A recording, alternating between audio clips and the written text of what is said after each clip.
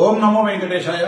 మిత్రులకు, శ్రేయోభిలాషులకు, అలాగే నన్ను ఫాలో అయ్యే వాళ్ళందరికీ కూడా శ్రీ క్రోధి నామ సంవత్సర ఉగాది శుభాకాంక్షలు.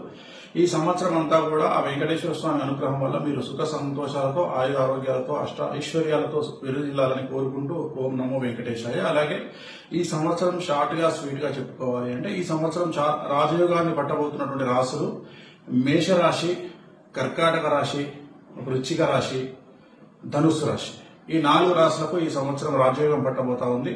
అలాగే యావరేజ్ గా ఉన్నటువంటి రాశులు కనుక తీసుకున్నట్లయితే ఈ సంవత్సరము మిథున రాశి, కన్యా రాశి, సింహ రాశి, ఈ రాశి తులారాశి, ఈ రాశి యావరేజ్ గా ఉండబోతా ఉంది. ఇక చాలా కష్ట నష్టాలను ఎదుర్కోబోతున్న రాశులను కనుక ఒకసారి చూసుకోవాలంటే వృషభ రాశి, అలాగే మకర రాశి, ధనుస్సు రాశి, మకర రాశి, కుంభరాశి, మీనరాశి.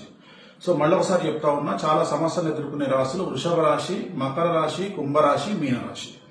సో ఈ కష్టాలు ఉన్నటువంటి రాశుల వాళ్ళు కూడా తిరుమల వెంకటేశ్వర స్వామి వారిని రెగ్యులర్ గా సందర్శించడం, నలుపు రంగు దుస్తులకు దూరంగా ఉండడం, ప్రతి గురువారం నాడు ఎల్లో కలర్ బట్టలు వేసుకోవడం వల్ల సమస్యల నుండి బయటపడేటువంటి అవకాశాలు కనిపిస్తా ఉన్నాయి. మరొకసారి క్రోధినామ సంవత్సర ఉగాది శుభాకాంక్షలతో ఓం నమో వెంకటేశాయ.